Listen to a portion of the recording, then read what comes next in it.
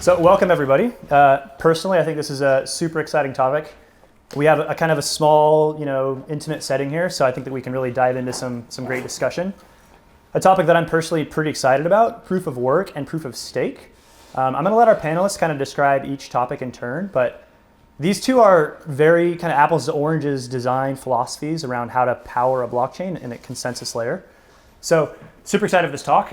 Brief introduction on the structure of the talk. I'm going to give each panelist here 5 minutes to kind of introduce proof of work and proof of stake and provide opening arguments. And then we're going to dive into some questions. I'm going to ask and kind of guide the discussion a little bit, but we're going to focus on having kind of a free-flowing debate and talk. And probably about 30, 45 minutes in, I'm going to pause and let the audience ask some questions. So with that, I'd like to start with Charlie to give us maybe 5 minutes, an introduction to proof of work and opening arguments. Sure. Can you guys hear me? Is the mic okay? First of all, let me caveat by saying I love steak and I hate work. But I like proof of work more than proof of stake. So I guess let me first talk about what proof of work is. I don't know what you guys know, but I'll just try to explain it. So when Satoshi came out with the white paper on Bitcoin almost 10 years ago, he kind of figured out how to use proof of work with a decentralized currency to make it so that the currency is decentralized and also solve the double spend problem. So the double spend problem basically is if you're spending a virtual currency, a currency that is not centrally controlled, how do you solve the problem where I send coins to both parties and double the amount of coins I have? So previously, like if you have a MP3 file, if I send you an MP3 file, I can send someone else an MP3 file and you can duplicate the files. But you don't want that for money, right? You don't want to be able to duplicate the money. So what works is a centralized solution where a company or a government can say, like, this is the coin that you can't just double it, right? But doing a decentralized manner, you need a way to kind of reach a consensus. And the way proof of work works is that miners spend time doing a specific work, which is the SHA-256 hashing. And that work, they spend 10 minutes on average working on this problem. And when they find a solution, they announce a block, which includes all the transactions in the last 10 minutes. And then that's how like transactions are confirmed in this blockchain. And doing it in such a way that you can't double spend, because there's always this longest chain that has all the valid transactions. And you can't have a transaction that is spending, you can't have two transactions spending the same coin. And this is done, the reason why proof of work works is it just takes that much work to create these blocks, and it's impossible or really hard for someone to kind of undo the work because it builds up this whole chain of work. I probably didn't do a really good job of explaining, but you guys can ask me questions later if you want, if it wasn't clear. And I think this concept of using proof of work to create this decentralized currency is the innovative part of the blockchain. And it's actually what makes everything work for Bitcoin. And the reason why, like, proof of stake has actually been around for some time before Bitcoin. There's always been the idea of using, if you have stake in it, you want to protect your stake, and doing a certain way where people who have stake in it have a say of what's valid and what's not valid. So that's been around, and no one has really like kind of perfected that solution. And proof of work just came out of nowhere and actually presented a totally new approach of how to do consensus. And I think it's actually a better approach than what we've had previously, which is like a centralized system with like fiat currency, or some or like a company-controlled currency. So I'll just leave it at that. Cool. Can answer more questions later. Thanks. Okay, Nate, you're up. Cool. Yeah. Cool. Yeah. So I think It was lovely that introduction was first, because I think the best way to understand proof of stake is within the context of proof of work. So first of all, a little history, right? So we had Bitcoin. I totally agree with you in that in some sense, like proof of work was kind of the innovative part of what Bitcoin was. A decentralized currency, not controlled by anyone. Oh, that's great. But of course, there are criticisms of proof of stake, which I'm sure we'll get into, of proof of work, as we'll get into as we keep going along. And that kind of led people to ask the question, are there alternative consensus algorithms that we might be able to use that would kind of do things better? Kind of the most obvious criticism is, oh, it uses a ton of electricity, A, that's expensive, and B, it's bad for the environment.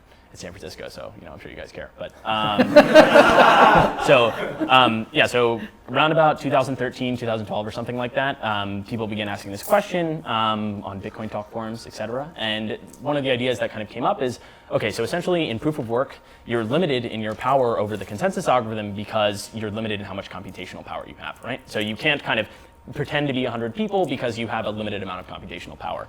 And people realize that, oh, we have these coins, maybe we can use these as the mechanism to stop people from pretending to be lots of people in the same way that kind of hardware is used in proof of work, right? And so this led to what I'm going to call the phase of naive proof of stake. Here's essentially how it works, okay?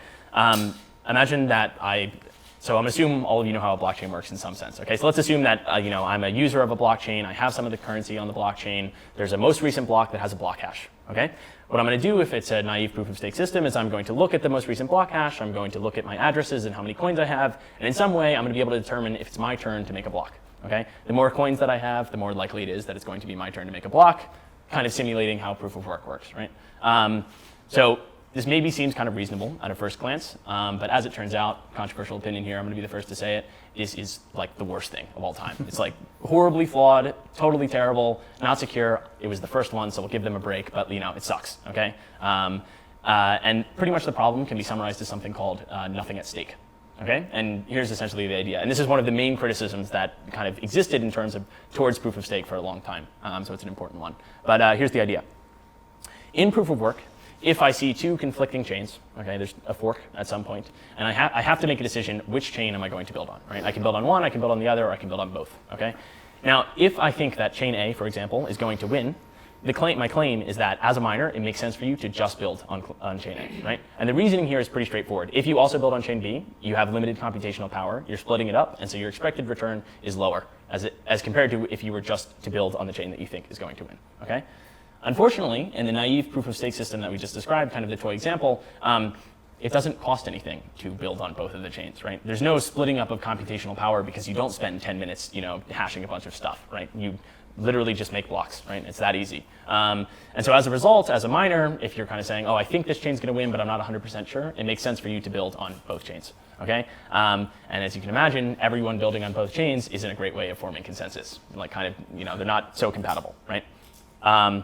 And so naive proof of stake examples of this include something like NXT, they include something like Peercoin, they include something like Blackcoin, I think is another example, and they suck. And I am absolutely 100% not here to defend naive proof of stake because it's terrible. So along comes 2014, some researchers from Tendermint and also Ethereum discovered a similar idea at the same time that I'm going to describe under the umbrella of something called security deposit-based proof of stake. The name gives away a lot, okay? Pretty much what you do is you use security deposits, okay? So if I want to contribute to the consensus of the consensus algorithm, the first thing I do is I say, I'm putting down a security deposit of X number of tokens, X Ethereum, let's say, all right?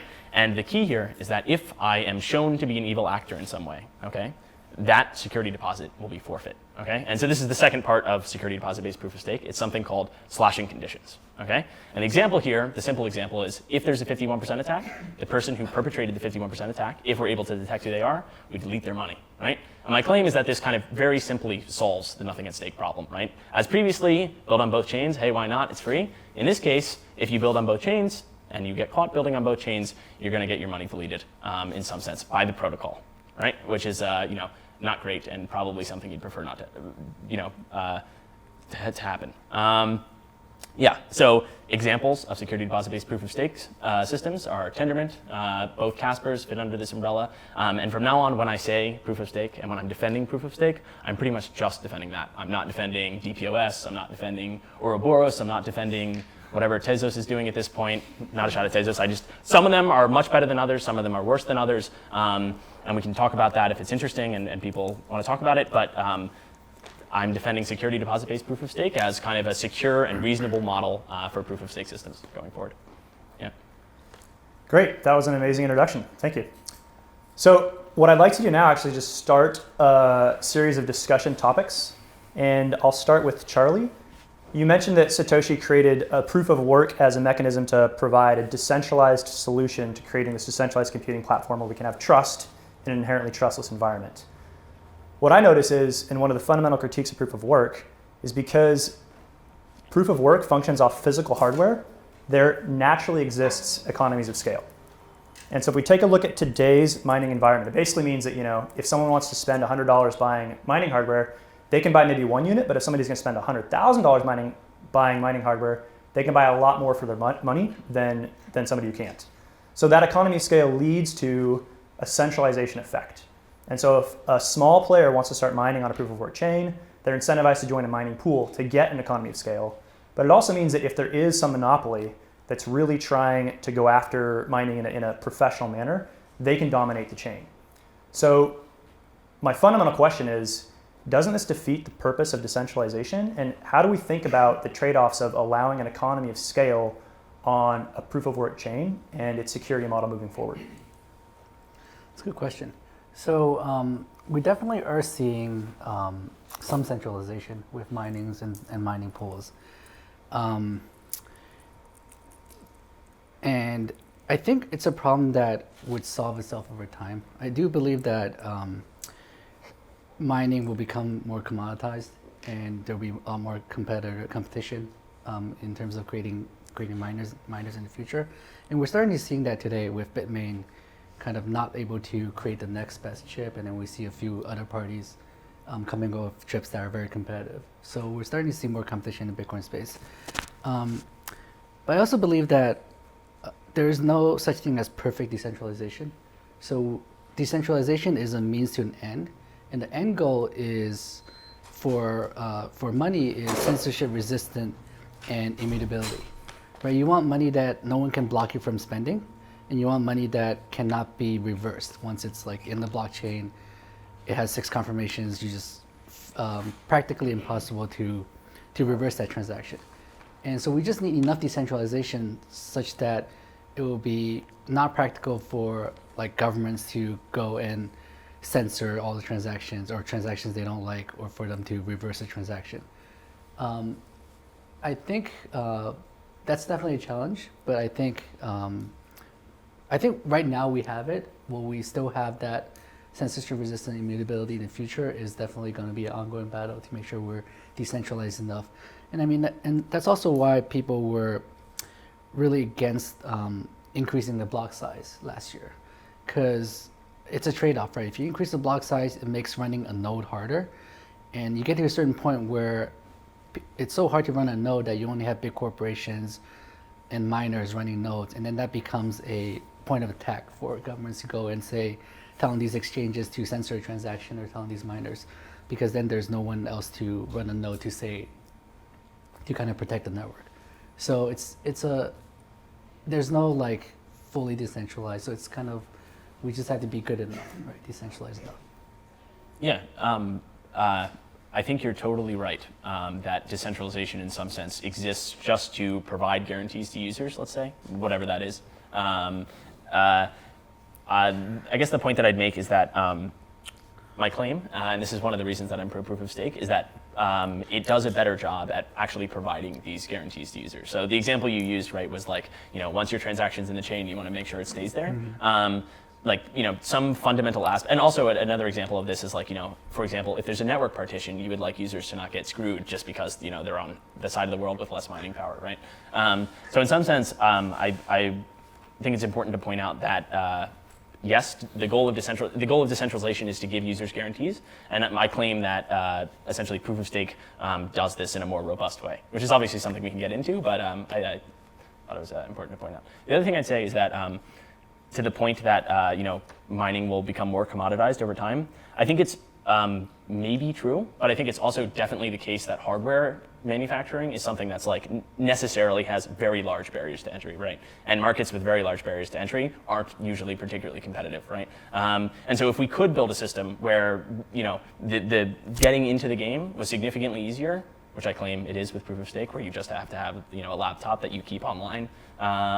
It's easier than building a bunch of hardware. I think we can probably do a much better job at kind of making these markets like super competitive, which is probably better for encouraging enough decentralization, whatever that is. So I want to actually take a step back really quickly. Charlie, if you could explain for us what actually stops Bitmain, for example, from 51% attacking the Bitcoin blockchain. What sort of game theoretic mechanisms are in place, and why we don't see that happening? So like stopping a large miner from attacking the network. The reason why, the game theory behind it is that they invested so much capital in the hardware. If they attack the coin, the value of the coin will drop tremendously, and then they will not be able to recoup the capital they spent on the mining hardware. So for them, it makes no sense for them to attack the network. It's like killing the goose that lays the golden egg, right? So they just want to keep mining on their hardware that they spent so much money on. Do you think that that same point could be made for naive proof of stake? Like, do you think I could say in the exact same way, oh, naive proof of stake is fine because the people holding the currency won't attack, because if they do, their tokens will go down and they'll lose value? Can't that exact same argument kind of make anything secure? Let me think. I'll throw an idea out there. It's a little bit like logging, like when farms try to cut down, like to your golden egg, still is the golden egg thing, right? That there's some sort of profit maximization where the best outcome would be, your highest expected outcome would be some percentage that maybe is towing the line towards 51%, but not enough so that there's like some sort of local maximum there. So to answer your question about the naive proof of stake, I think the attack vector there is not someone who has a lot of coins not willing to hurt their investment. It's more about like exchanges will have a lot of coins. If they get hacked, the attacker can use those coins to attack the network. Or in that kind of sense where the coins are not necessarily belonging to someone who actually has a vested interest of the network doing well, right? Whereas for mining and mining hardware, it's not as easily possible for someone to actually like acquire 50% of the network hash rate. It's a lot harder to steal like a bunch of physical hardware for sure. And we've seen that with certain coins, right? Where, which coin was it? Was it like Viacoin or Veracoin? One of these coins, the exchange got hacked, and like 20% of the total amount of, I think it's Veracoin out there, got stolen.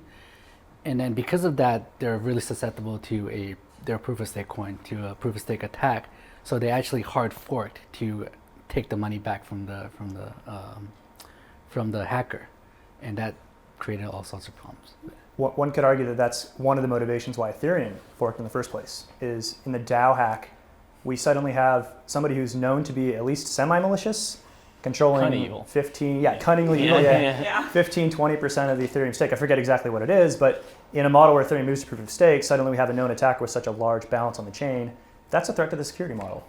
It kind of is, but I think the DAO fork was more about getting the money back as opposed to... that might have been the chief concern, but that was I've definitely heard the point, Ethereum forked because it would have made proof of stake impossible. Here's what I'll say. One of the design goals of the proof of stake systems that I work on and other researchers that are here work on is designing mechanisms that perform very well even when wealth is incredibly concentrated, right? Reasonably, like if we're just being reasonable, mining is incredibly concentrated. Mining power is incredibly concentrated right now. If we're also being reasonable, who owns the coins? It's like 7 people, right? It's like 7 people with like 70% of it, right? So we're talking about like exchanges, right? Yeah, I mean, we're talking about exchanges. We're talking about people who bought in pre-sales and had a bunch of money before and now have even more, right?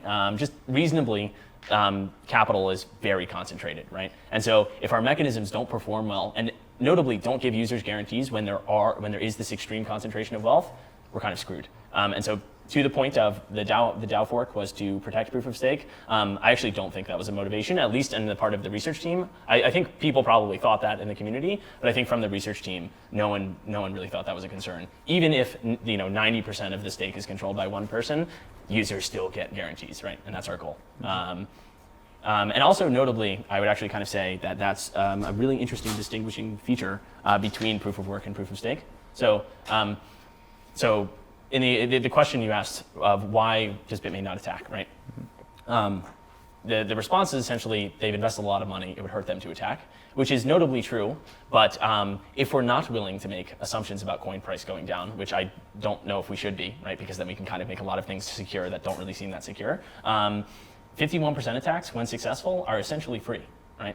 You've attacked, you've gotten your block rewards, good job, like you made out like a bandit, you know? Notably in proof of stake, because of this slashing mechanism, in protocol, it costs money to attack. If you're going to attack, successful or not, you're sure as hell gonna pay for it, right? And so even with extreme wealth concentration, users get guarantees, notably if someone does something bad, someone's paying for it. I think, so with proof of work, there's a capital expenditure and then there's also an ongoing electricity cost to attack. So that's why, like, if you attack and you fail, it actually costs you money. Yeah. So it actually hurts. And for proof of stake, at least a naive way, it doesn't hurt to attack, and that's what you're trying to solve with the security deposit. Yeah. Right. So Yeah, that there is pain if you attack and fail. Yeah, exactly. So or attack and win too, right? Like if you successfully Sure. create two chains that appear to be valid and, let's say, consensus upon, whatever that means, notably people can still and should still and will still be punished for doing so by the protocol. I am curious to know how you guys are doing this, like in a decentralized way, to figure out who to punish, because I don't know too much about Yeah, it. it's a great question. Great. I think it's an interesting point. So the question, of course, is, oh my God, you guys are punishing people? Like, that sounds centralized. Who's dealing out the punishments, right? And the answer is, thank God, the protocol. Here's what I mean when I say that. The slashing conditions are essentially objective things that say, if you sign one message that looks like this, and you sign another message that looks like this, and these two things are incompatible with each other, fork A and fork B at the same time, you're lying, obviously, somehow, for some reason, right? And so essentially, the first thing is that the slashing conditions are objectively defined. And the second thing is that if the protocol, if a smart contract, for example, or some special opcode, for example, in Bitcoin is presented with evidence, look at these two messages that were signed by this person who has a deposit that also clearly conflict with each other. If that evidence is presented, then the validator's deposit can be deleted, right? So thank God we don't have to rely on any governing body to be burning them. So I'd like to move one more question around proof of work for Charlie for now, and then we'll move to proof of stake discussion. But Charlie, I'm curious, you created Litecoin with a few different design parameters. One of them, the most notable probably, is script as the hashing algorithm, intended to kind of mitigate the chance of ASICs arising, ASICs being application-specific mining interfaces, chips basically, to try to assume to try to combat centralization. So I'm curious to your take today, if your views have changed at all. How do you view ASICs in proof of work versus coins that are trying to avoid ASICs and the trade-offs between the two? Sure. So it's a good question you're asking, and it's actually people are a bit confused why I decided to choose script.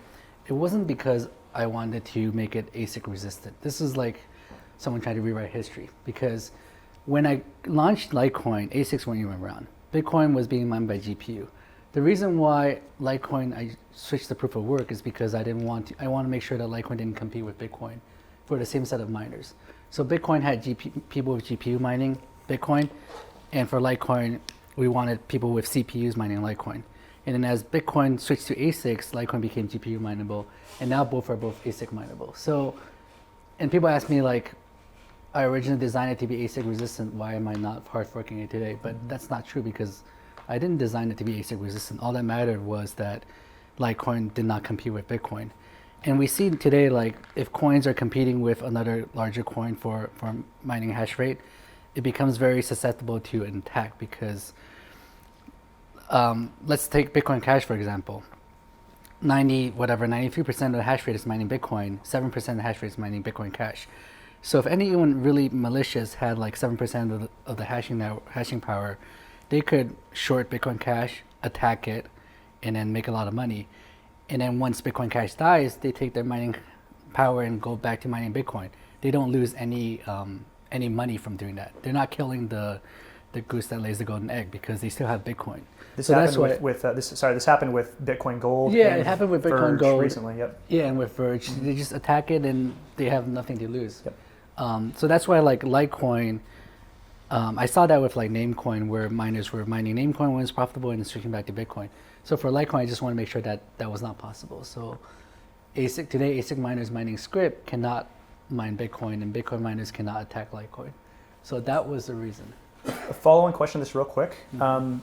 Does this necessarily mean that if you are a blockchain developer and you're trying to spin up a new blockchain today, would you choose to be a proof of work or proof of stake chain?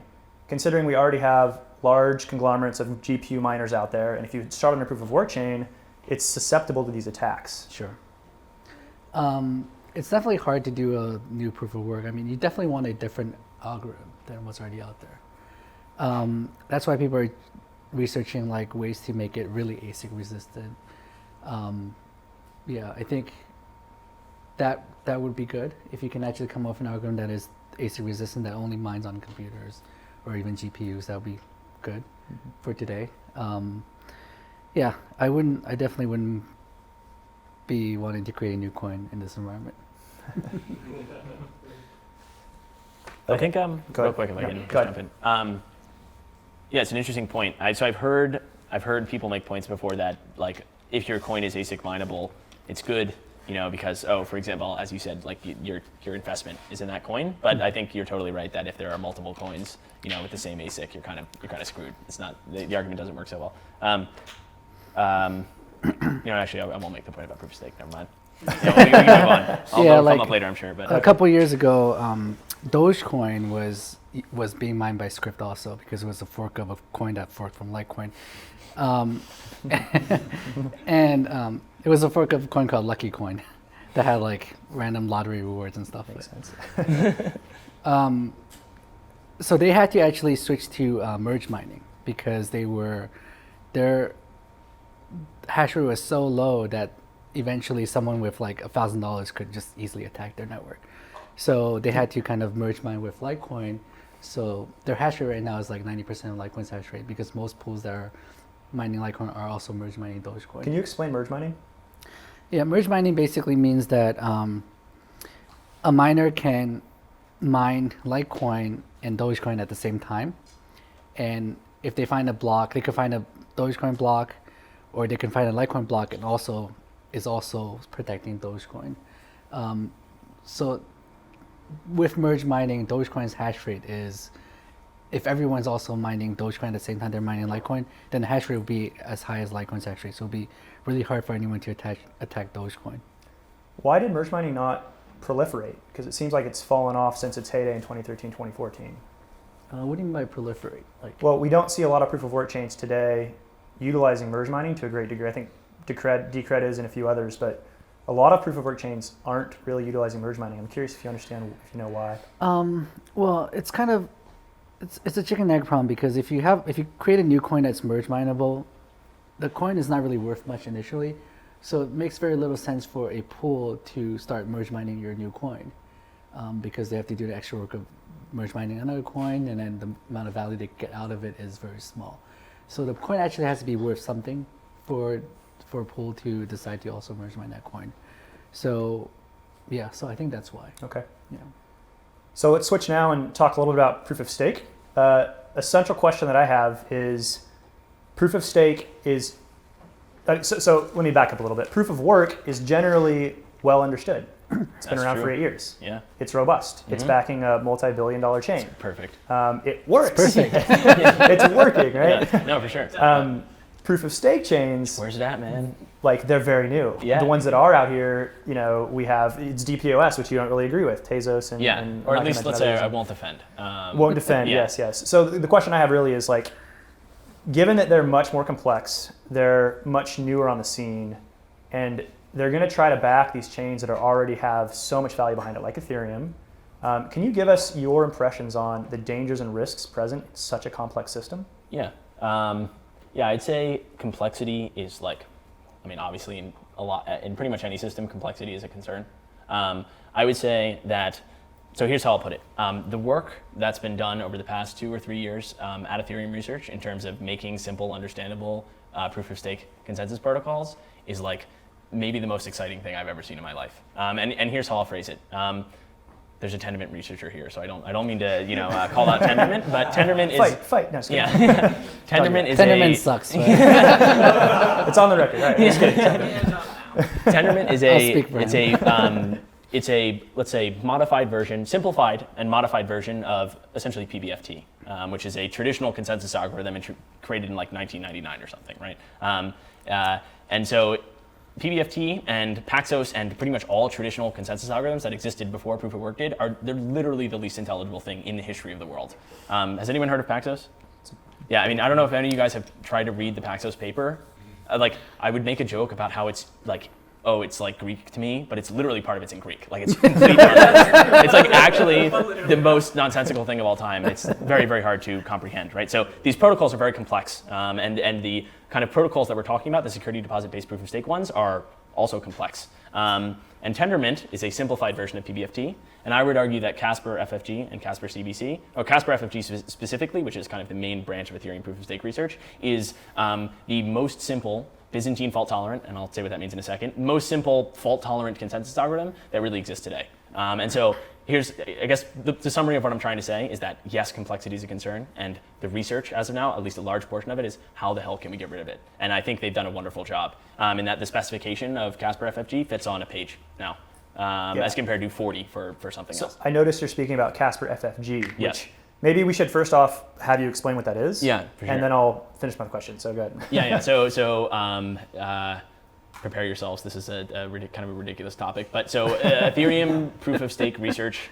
I'm going to say it like this: it's all under the label of Casper, okay? But within Casper, there's different Caspers, which is kind of absurd, but and they're also very confusingly named. So Casper FFG is kind of the predominant branch of Ethereum proof of stake research.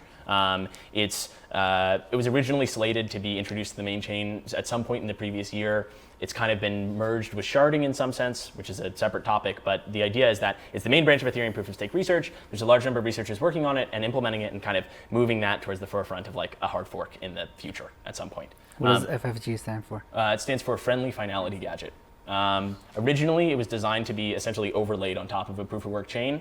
There were hidden complexities there that made that not make sense, and so that's why they've kind of moved to making a new chain approach. So that's one branch of Ethereum research. Let's call it Casper FFG et al.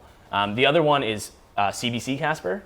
Sorry for the acronyms. That stands for Correct by Construction Casper. It's the one that I personally work on. It's more of a departure from traditional consensus algorithm literature. It's a little bit more radical, and it's maybe better suited to certain scaling techniques, et cetera. So those are the two main branches of Ethereum proof of stake research. The point, I guess, to bring it back to the point that I was making before, both of them are considerably simpler than the traditional consensus algorithms that have existed before that solve the same problem in some sense. And also on top of that, I would say that the amount of rigor with which these algorithms are introduced and approached is like, it's good. It's definitely like, it makes you feel better about it when you can, go look at the machine checkable proofs that the algorithm performs how you expect it to. So you would feel like one of the traditional critiques with proof of stake in general is when there is a perceived flaw, the answer tended to be adding complexity. Yeah. Would you still agree that that's is it a valid critique? I don't know. No, I think that it was probably a valid critique. I think like we started with naive proof of stake. It was very simple because it was like, just like kind of a terrible version of proof of work and proof of work simple. And then we realized it was broken. So we kept adding things until we got something where we were like, okay, this actually could feasibly work. And then we started deleting as much as we could until we're at a system that still works, but also is not complex as hell and kind of impossible to grok. So I want to add one more question on top of this. And actually, Charlie, if you want to jump in here at all, just stop me. But Yeah, I think one of the reasons why I don't like proof of stake is because of the complexity. Yeah. Right. Like, the beauty of Bitcoin is how simple it is. Yeah. Right. You read a white paper and you're like, wow, this is like such a simple solution and it works.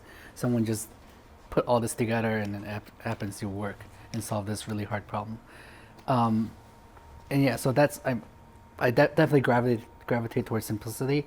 And I think for me personally, like for sound money, which what I'm working on with Bitcoin and Litecoin, I want something that's simple and works, right? I don't want complexity because that adds to lots of different attack surfaces, and in the future, like people talk about like black swan events that can just kill the whole system.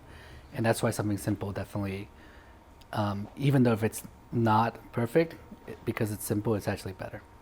Interesting. Yeah, I hear you in some sense. I guess what I'd say is I think that if Bitcoin was introduced with a complicated, proof of stake algorithm, it's very questionable if it would have ever succeeded. Because in some sense, I think I agree with you that the simplicity of proof of work and the ease of understanding that comes along with it is like one of the main reasons that people accepted it. That being said, I think the question of, can we get cryptocurrencies off the ground, in some sense is sorted. And now we should be asking ourselves the question, how can we design optimal consensus algorithms? And I guess the point is, with a TAD, I would say less than an order of magnitude of added complexity. I mean, proof of work is super simple. We get access to a whole range of tools that in proof of work, there's essentially one design parameter once you choose your algorithm, right? It's what is the block reward, more or less, right? In proof of stake, not only do we have access to rewards, right, but we also have access to, we have a lot more knowledge about the system, right? First of all, we know who the miners are, right, by deposit, right? We know how many there are, right? We know who's online, who's offline, who might be getting censored, right? We can punish people, right? And so the claim essentially is that the design space for the mechanisms that we can build is like just orders of magnitude bigger. So yes, in some sense, that does lead to complexity, but it also leads to this ability for us to design mechanisms that are actually optimal in some way. And then that's kind of why I'm so interested in it, I guess. I definitely think it's good that you guys are working on like trying to perfect a new consensus algorithm. But don't you think it's risky to deploy onto like a $10 billion network? How much is Ethereum worth today? Couldn't tell you. $40 billion? 30, 40, something like that. Yeah. Somebody correct me. I mean, that's like crazy to me. Yeah. To switch a $40 billion network to a totally new consensus system that hasn't been proven yet, from something that we have 10 years of kind of knowledge that it's been working pretty much flawlessly. So I guess I'd say a couple things. I think that like the concern of like, how are we going to switch is like very fair. Like we're like, making a U-turn in a boat or something. I don't know what the analogy is, but it's definitely hard. And I think that it's definitely something that's under consideration in a very large part, right? So the initial approach was to layer the proof of stake on top of the proof of work chain and keep the proof of work chain around for some part to kind of allow for a gradual transition to proof of stake. And in some sense, this kind of separate chain, I think, is like, in some way, the best way of doing this. Kind of taking things step by step and kind of making sure we're not doing anything too crazy and too radical that kind of screws things up. Because if the chain that we're building, the separate kind of proof of stake chain for now and charting chain fails, it fails, right? Main chain's fine. And gradually, as we're more convinced that our things perform how we expect them to and our assumptions aren't being broken, then we can kind of move to a more kind of radical change, I think. So actually, could you dive into that a little bit more? So you're saying that the new proposal for Ethereum is we're going to deploy this on a shard chain, and then it's going to kind of prove itself out a little bit, and then over time it's going to gradually take more and more authority. How's that switch happen? What's the roadmap there? Yeah, so I'm no expert on the roadmap because this is part of Casper FFT research, which isn't necessarily what I spend a bunch of time working on. But essentially, the main idea is that we have Ethereum main chain. Imagine it stays exactly how it is for a while. Imagine we create a new blockchain. It's a pure proof of stake blockchain. It also has shards. There are some shards on it. What that means is there are like kind of some baby blockchains that hang out and allow for some scalability as well. And this proof of stake blockchain would be running Casper FFT.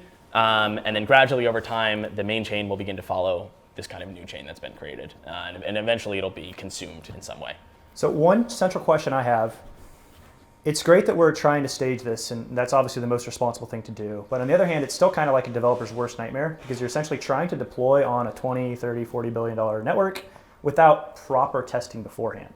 Because the game theoretic, you see where I'm going. The game theoretic mechanisms, when you finally get this thing over on the main chain, they change when it's backing so much value for the first time.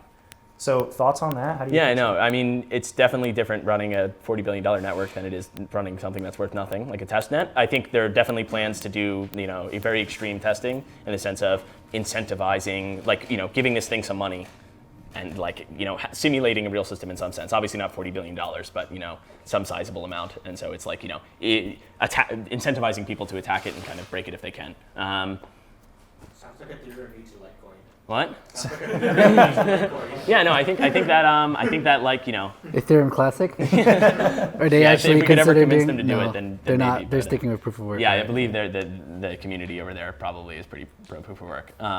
Yeah, I think that like small steps, you know, small steps are really the best we can do. And I would say as a community member of Ethereum, I'm confident that the community is on board with, you know, taking the necessary risks to reap the benefits of proof of stake. It's also one of these situations too where, you know, yeah, once you finally do deploy to the main chain and it's switched over, if there ever is a flaw that's discovered in the consensus algorithm, what's the mechanism to fix it?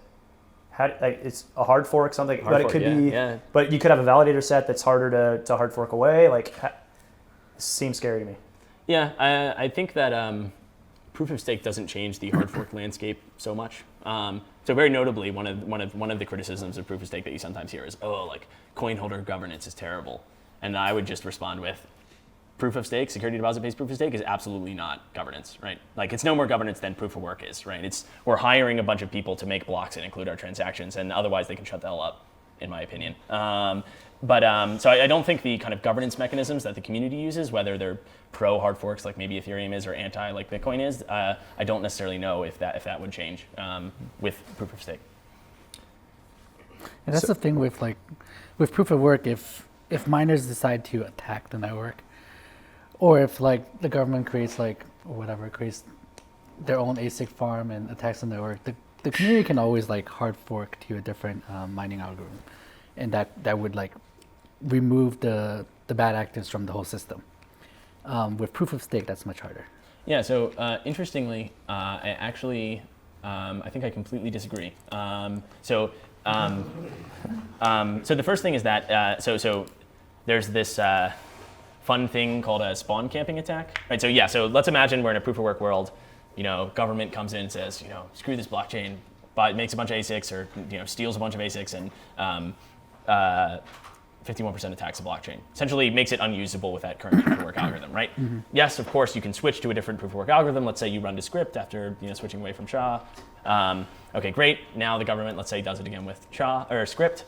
Okay, eventually you're going to end up at just commodity hardware. Eventually you're going to end up with just like, okay, this algorithm is the best we can do. It's the only thing that the government doesn't own 51% of, or at least enough to attack us. They don't have to own 51% of the total supply, just enough to attack that specific chain, right? And so the idea is that a government with, or some entity with a limited budget can actually essentially murder a proof of work chain forever, just by repeatedly 51% attacking it, following its proof of work changes until the chain just dies because it's completely unusable. In proof of stake, however, notably when there is a bad actor in the system, without even a hard fork, bad actors are punished for their attacks, right? So if there's an unsuccessful 51% attack or a successful one, those people are slashed, right? Yes, it might require some coordination in the community to say, okay, let's continue with this fork, but once it does again, the attacker again needs to buy more coins. So, sorry, let me summarize the entire point, okay? 51% attacking in proof of stake is the equivalent of if you 51% attack, your mining farm will burn to the ground every time, right? And so proof of work or proof of stake in some way has this kind of really amazing ability to not be spawn camped and murdered into oblivion, because it can kind of there's always somewhere to run, right? Whereas in proof of work, you eventually end up with commodity hardware and then you're screwed. Yeah. With 51% of the stake, can you not censor transactions? Yeah, so yes, you totally can censor transactions. But that's the kind of attack that actually would hurt. Fair point. I would point out that in proof of work and in proof of stake, it's as easy to remove a censoring group as it is in either one, right? It's as easy to fork it and say these people are deleted from the validator set as it is to change the proof of work algorithm. And actually, I would actually argue it's potentially less damaging because the good miners, the good validators, don't have to be removed from the validator set. Just the censoring ones do. Well, I mean, it's hard. It would be easy for the validators to switch to a different set of validators, right? It's hard to say this address is the one attacking because they can just move the coins to somewhere else, right? So, so one feature of security deposit-based proof of stake is that when you make a deposit, you're locked for a minimum of 4 months or something. So if the community was able to pull off a hard fork in that time to kind of delete deposits, in the case that they wanted to do that, they couldn't run necessarily. Yeah. So I have one more main discussion topic for proof of stake, and it's a common criticism of these chains. And I'd like to start by asking if you could explain what weak subjectivity is and maybe the problem that I'm describing with that.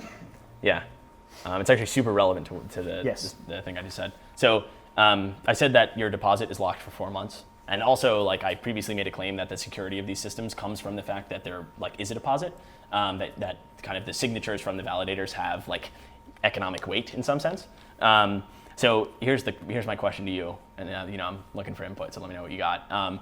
What happens after the 4 months are up? What happens if I go do a bunch of validating, leave, withdraw, wait the 4 months and get my money?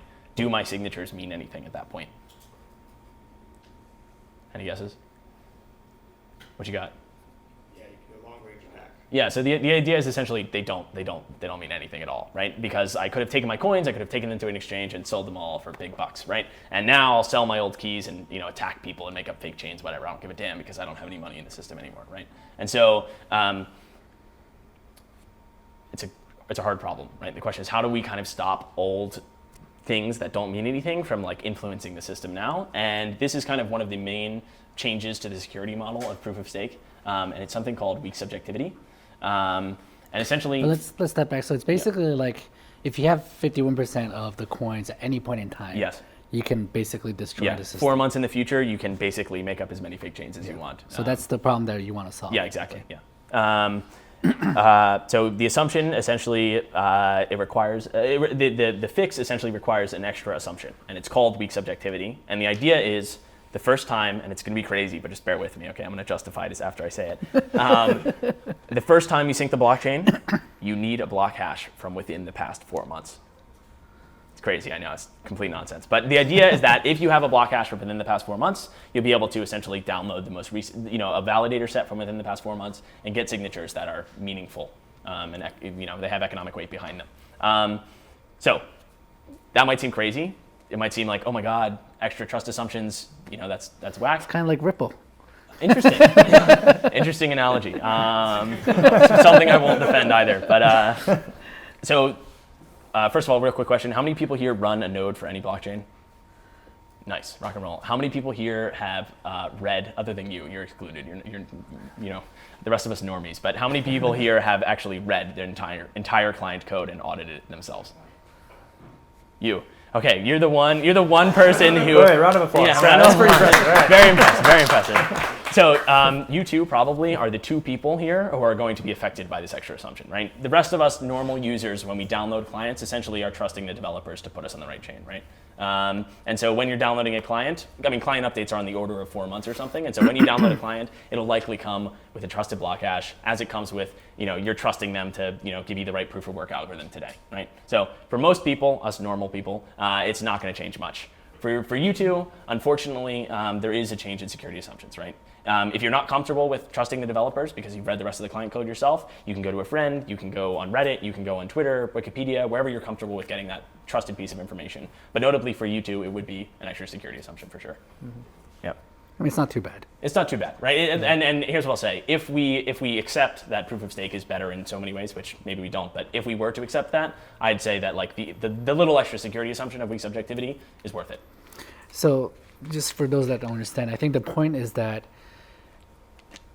if you're just downloading the blockchain from scratch, you could potentially be led to a invalid chain by an attacker. Yeah. But if you have a hash of a most recent block or 4 months old or less block, then you won't be led to this wrong state. Yeah, it'll stop attackers from showing you these kind of fake chains that they made up if they own 51% at any point in history. Yeah. So I'd like to move now back to proof of work for a brief moment. I want to talk about mitigations both proof of work and proof of stake have to prevent recurring attacks. Nate, you were talking about a spawn camping attack a little while, and I think that the only real mitigation a proof of work chain has against that attack is to fork the hashing algorithm. I'm curious, Charlie, how do you view that action? Do you view it as a really, really significant event to be avoided, or is it like a really viable defense that we can deploy all the time, and the trade-offs associated with it? It's definitely a crazy. It's kind of like the final thing you can do, right? It's actually what keeps people in check. What keeps miners in check is that they know that if they attack, the chain would lose value first of all, and they can switch the proof of work to something else so that they have no power anymore. The attacker has no power anymore. So it's kind of, it's a card that it's like you can play it, but you don't want to play. It's like a threat. It's like a nuclear option, right? I think another thing that protects Bitcoin or cryptocurrency in general is actually having a lot of these altcoins around, because Litecoin is using a different proof of work. So if someone wants to kill Bitcoin, they can, but they can't kill cryptocurrency in general because they have to tag all these different proof of works.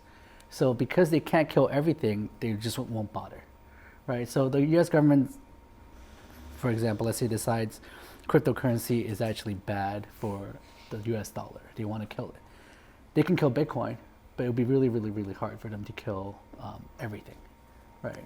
So yes, Bitcoin can switch to different proof of work, but also I think the fact that there are other coins that can actually easily step up and replace Bitcoin if Bitcoin gets attacked also makes it very unlikely for someone to actually attack Bitcoin. Can you also just walk us through briefly how killing Bitcoin would actually work, in the sense that I'm Sure, assuming it's, sure. you fork the hashing algorithm and then what happens? No, what you do is if you have 51% of the hashing power, you basically attack the network by mining empty blocks and building on top of your own blocks. And what that happens, you basically kill all transactions. Nobody can transact. You can send transactions in the network, but it won't be confirmed because the blocks won't have the transactions.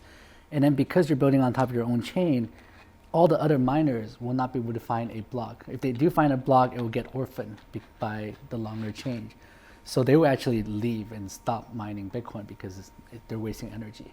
So by then, you basically have total control of the But they network. could organize a soft fork or a social fork and change the hashing algorithm and then continue on their merry way. So that wouldn't necessarily kill Bitcoin. It'd fork, and it'd be fundamentally like It'll be move. it'll be a nuclear option to fork Bitcoin. Can to a you different. can you change that? Can you change the hashing algorithm with the soft fork?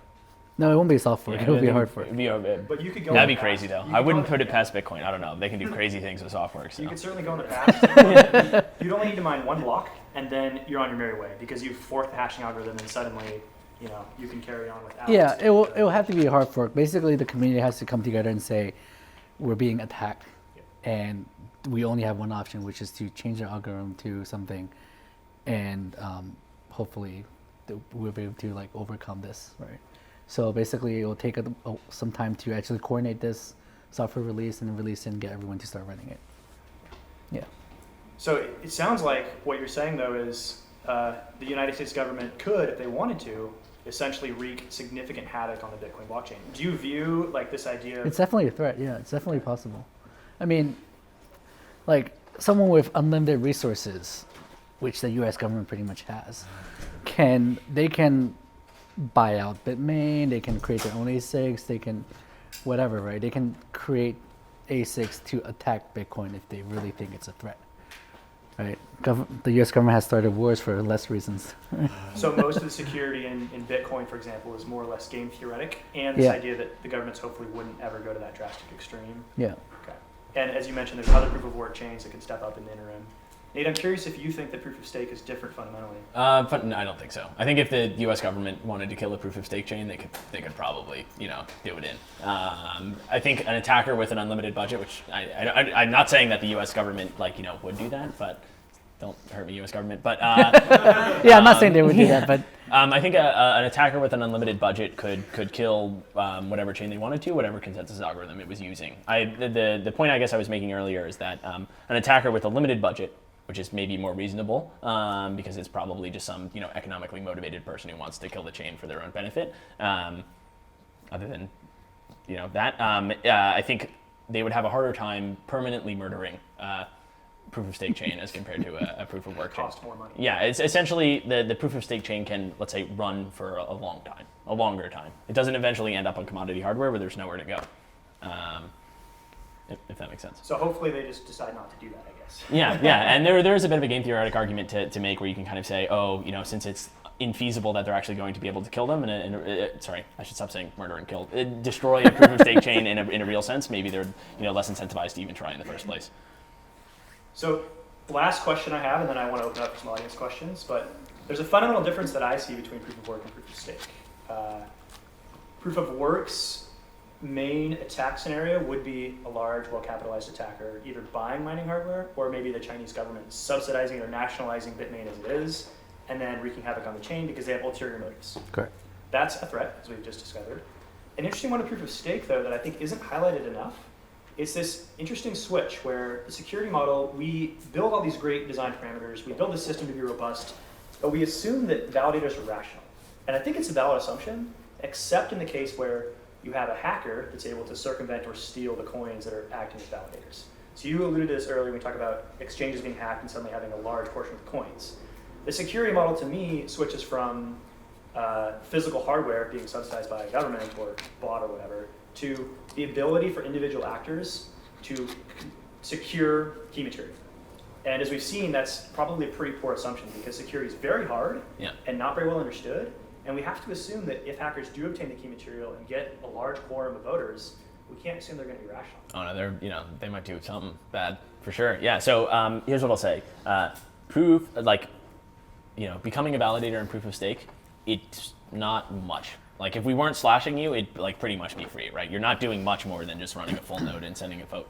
And so really, as I've kind of argued, the security of the system comes from the economic value that's put at risk, right? Very notably, the put at risk part. And so I guess what I'm trying to say is that the reason these validators are being paid is because they're taking the risk of losing their keys. And so it's not unreasonable that we expect them to protect their keys because that's exactly what they're being paid to do. That being said, I think you're totally right in that it's not actually super easy to protect your keys. I mean, I'm sure you guys know better than anyone.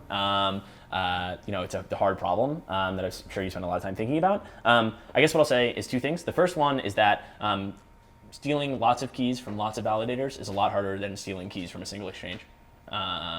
And that stealing enough keys is like hypothetically a very long process unless there's some terrible bug in the node code, for example.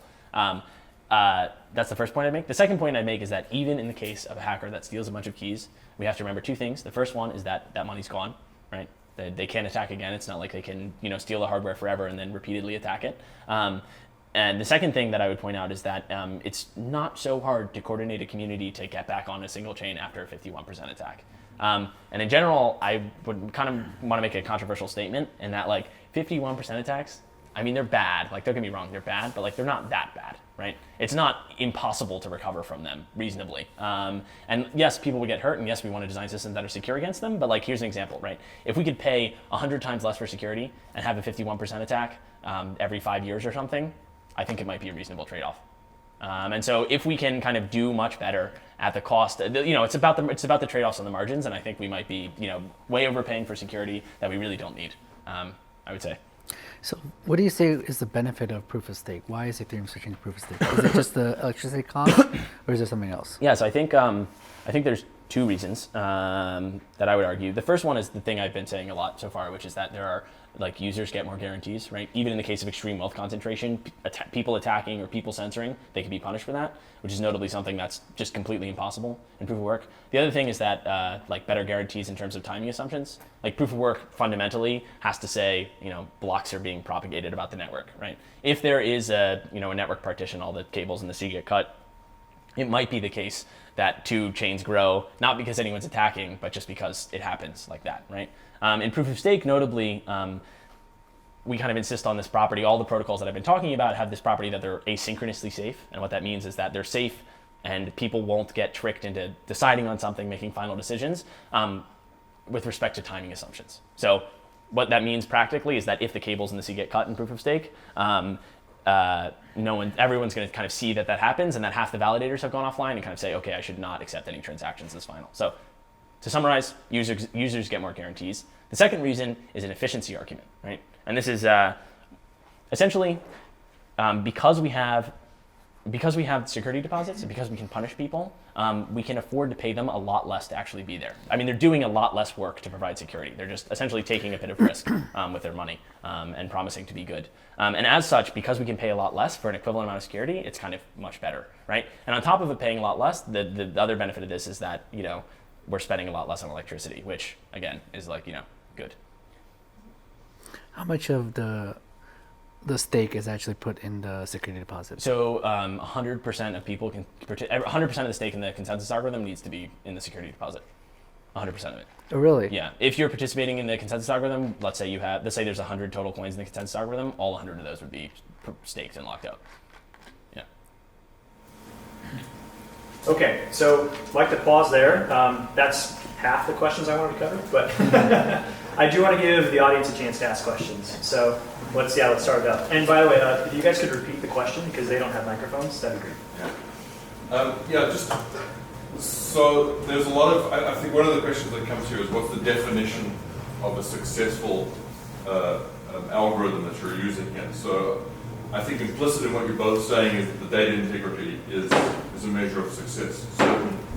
But incentives matter. People need to be paid for putting their coins at risk or actually mining the blocks. Incentives do matter.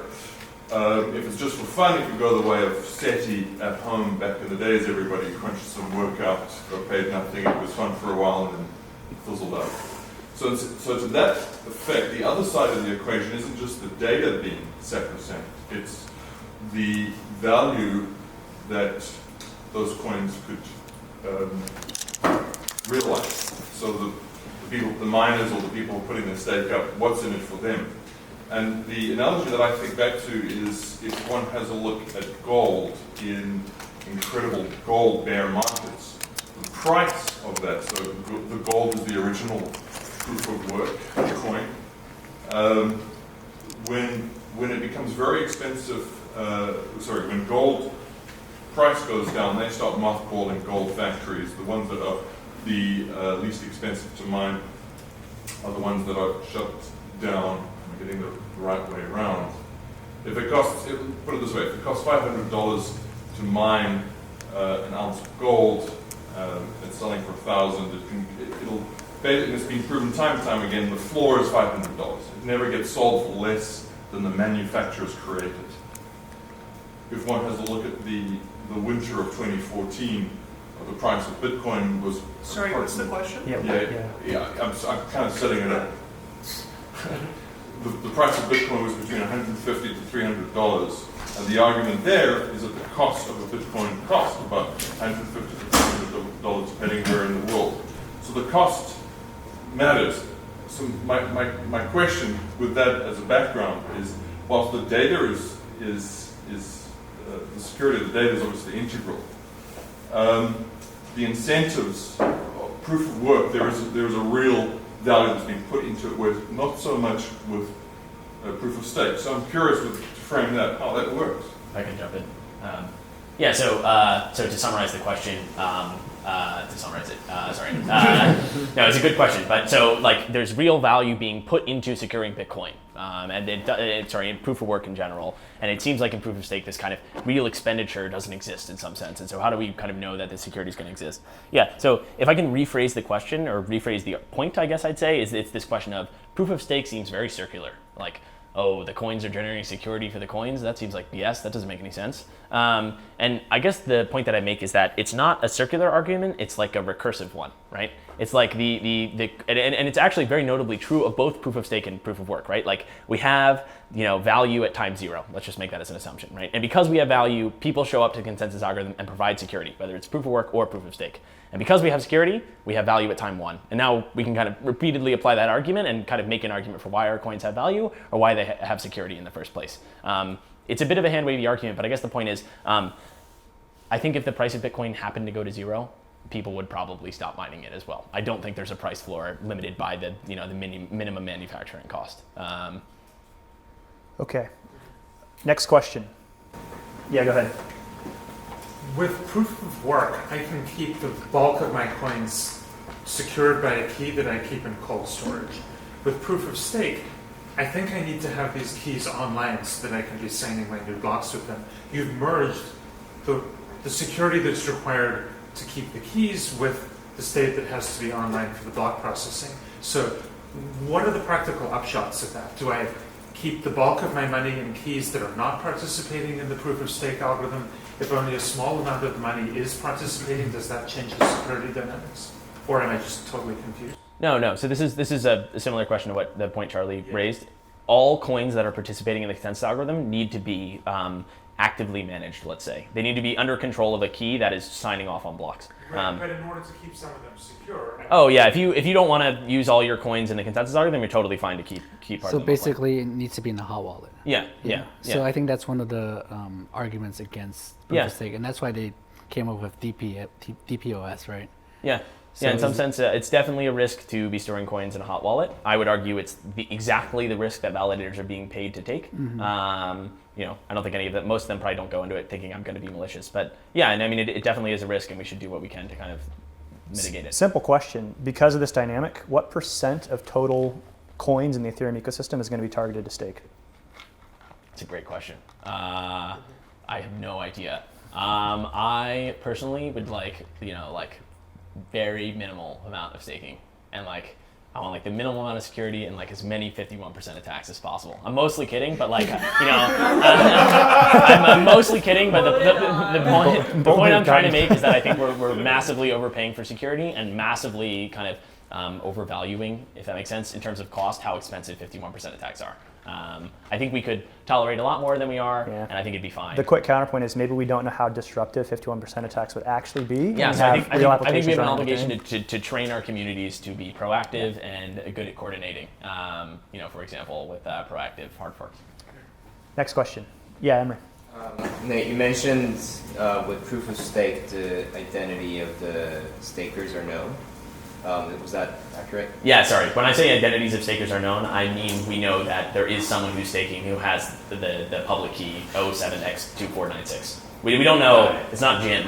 It's some key. Yeah, as we've seen in they're pseudonymous, right? At some point, so there's some identity attached to it. Doesn't that create some censorship risk? Yeah, I think there's definitely a risk that as a practical example, maybe we do know what Jim's coins are, right? And the validators say Jim sucks. We don't want Jim. Screw that, right? As a more general point, the question is why one thing that's really lovely about proof of work is that if you want to go online and start mining, you can just go online and do that. In this case, you have to send a bonding transaction. What happens if the validators censor that? And I guess the point that I'd make is that it's actually not so clear. It's actually the point I want to make is that it's actually quite easy for miners in proof of work to censor each other as well. As easy as it is in proof of stake. Actually easier because we can actually, it's at least once the validators are part of the validator set, it's a lot harder to censor them because the protocol knows about them as compared to proof of work, where if Bitmain wanted to kind of sneakily kind of censor blocks 5% of the time, they could and no one would really know. Well, it would hurt for them to do that. Would it hurt Bitmain or would it hurt It would other hurt people? Bitmain. Why? Because if they don't mine on top of a block that's been announced and other people do, unless they have more than 50% of the hashing rate, they would lose out if they build on their older blocks. Yeah, fair point. So I guess I was making the assumption that Bitmain does have more than 50% of the hashing rate. I don't actually know if they do. With a selfish mining attack, it's 33% though. So if they have some majority share, I guess the point I'm making, it's easy for them to censor profitably, where that's not the case in proof of stake. So with Etherfork, we get it even lower. Yeah, I don't really get it. Etherfork is assuming that you have a malicious person you're trying to censor, but you're malicious, you're trying to censor someone, you assume the rest of the people are kind of ambivalent and don't care, they're just rational, economically rational. You can incentivize them to help you attack by censoring them if they don't censor them. Out of band sort of mechanisms to incentivize. So did you have a question, by the way? Yeah, sure. I thought you were raising it. So yeah, go ahead. Yeah, next question. Yeah. All right. So Nate, one of my favorite criticisms of proof of stake is from Paul Storrs. He makes this argument. It's kind of weird, but the idea is he's claiming that your marginal, if you're an operator of a validator or a miner, what you're going to do is spend as much capital as possible until your marginal cost equals your marginal revenue. And how that takes form in proof of stake is you're going to spend it in attacking other validators. And it's actually really the only outlet to your DOS attacks? What? Like DOS attacks? DOS attacks and stuff like that. Or hacking, paying hackers to hack them and whatnot. Yeah, it's awesome. But it's true, there is that incentive. We're doing this right now. It's so much fun. And so in proof of work, instead, if you have additional capital, you spend it in manufacturing more ASICs or in hashing more, right? Which seems to be more of an additive security, whereas all of this extra capital is going towards increasing the security of the protocol, while in proof of stake it seems that everyone's just destroying each other instead of being constructive. Thoughts? Two quick points. The first one, so to summarize the point real quick, it's an argument of, it's essentially, the argument can be summarized, the blog post I think is called Nothing is Cheaper Than Proof of Work. And the idea is that, if you're paying someone some given amount, they're going to be willing to spend up to that amount to get that reward. And so in proof of stake, this is going to essentially manifest as validators like trying to attack each other through DOSes or hacking or whatever. So two quick responses. The first one is that yes, marginal costs might approach marginal revenue. That's fine. Notably, one claim here was that we get an equivalent amount of security for paying people less. So if we're paying people less, they're marginal revenue. It's something is cheaper, right? Because we're paying less. And so even if they spend as much, spend up to how much they're getting paid, they're still spending less. That's the first thing. The second thing is that it doesn't actually make sense for validators to attack each other in the systems that we're talking about, because notably one of the properties that they have is that and this is a really kind of weird, interesting property of the way they've kind of been chosen to be incentivized. And it's essentially that the validators get the most rewards when all of the validators are online. So essentially what that means is if 100% of the validators are all online and they're all voting and it's all good, then maybe everyone gets paid 10. And if only 90% are online, then maybe they only get paid 9.5. And so there's some part of their rewards, some piece of it is communal. And yes, this makes it possible to hurt people by going offline yourself. But on the other hand, what it also does it incentivizes miners to not, or validators, let's say, to not attack other validators. Which is a very interesting property, kind of, imposing a cost on censorship is something that only proof of stake can do. And it's a pretty interesting. But that goes back to adding more complexity to solve a problem. Yeah, exactly. Yeah, and I would say that you're totally right. And I would say that at this point, most of the complexity is manifesting itself in these kind of incentivization mechanisms. Yeah, I think you're right. Which are not possible in proof of work. Mm-hmm. So let's actually pause the discussion here. I know Charlie's got somewhere to be, I think. So I'd actually like to ask one final question of each of you. I'm curious, given your perspectives on proof of work and proof of stake, if both of you could answer this in a few minutes, that's great. Let's fast forward 20 years. Let's say Ethereum is running on proof of stake, Bitcoin's still doing Bitcoin and proof of work. How do these different flavors and design mechanisms and parameters end up affecting the long-term viability of both chains? Can you give us your vision of the world 20 years in the future for both Bitcoin and Ethereum? So I think proof of work and proof of stake are two very different consensus model, different security and everything. So I wouldn't say one is strictly better than the other. So there's definitely room for both to survive and for both coins to function as two different things, right? So for me, I think proof of work is still the best one for money, right? For something that you want to make sure it's immutable, censorship resistant, and something simple and hard to attack and costly to attack. I think proof of stake is great, could work really well for Ethereum, for protecting smart contracts and other things. But from my point of view, I think proof of work is still best for sound money. Cool. I'm obviously a bit biased, but I think it'd be cool if the Bitcoin community was like, oh yeah, proof of stake's cool, and move to proof of stake. That's not gonna happen. I think you're probably right. That's you're definitely more of a member of the Bitcoin community. I think you're gonna have a hard time getting the whole Ethereum community to agree that this is the best solution. Yeah, interesting. Yeah, so I think you're possibly right. I'm hoping that most of the people who are not super pro proof of stake, maybe gravitated towards Ethereum Classic. I think that proof of stake has been a part of the Ethereum roadmap long enough that most of the community, I think, is on board, or at least open-minded enough to kind of engage with the new ideas and research.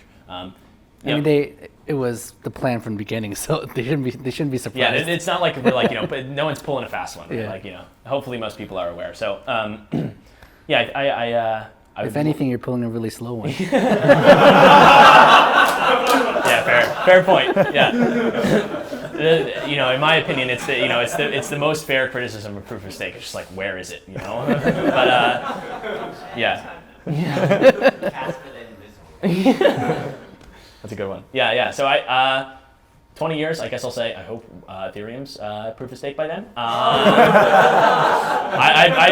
bet some money that it will be. I'm significantly more optimistic than that. But and I hope that we at least explore our options for making secure and scalable blockchains, let's say. I don't know if we've done our full bit of research that we can on first layer, and I think there's a lot of lovely mechanisms that we could explore that would kind of really be good. And I hope that we continue to explore them, I guess is what I'll say. Yeah. This has been a really fascinating discussion. Let's all thank both our panelists.